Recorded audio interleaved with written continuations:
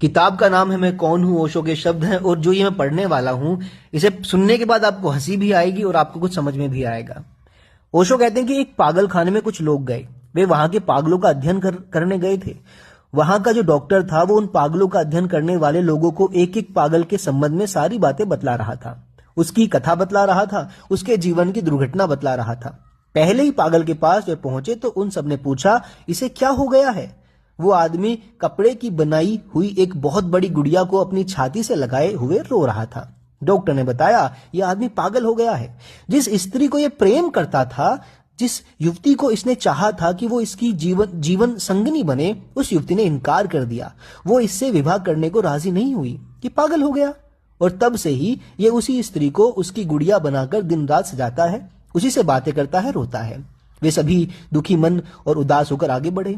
उनमें से एक ने उस डॉक्टर से पूछा कि उस लड़की ने फिर क्या किया? किसी और से शादी कर ली?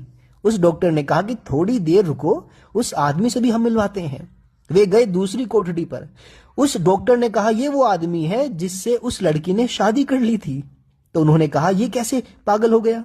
डॉक्टर ने कहा, वो पहला आदमी इसलिए पागल हो गया कि इस स्त्री से विवाह ना हो सका। इस आदमी को इसलिए पागल होना पड़ा कि उस स्त्री से विवाह हो गया।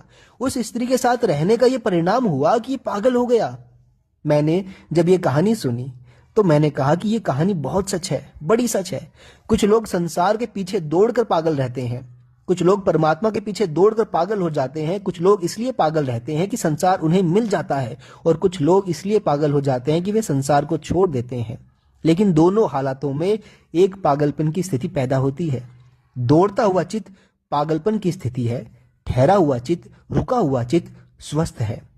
स्वस्थ का अर्थ स्वयं में जो ठहर गया, रुक गया।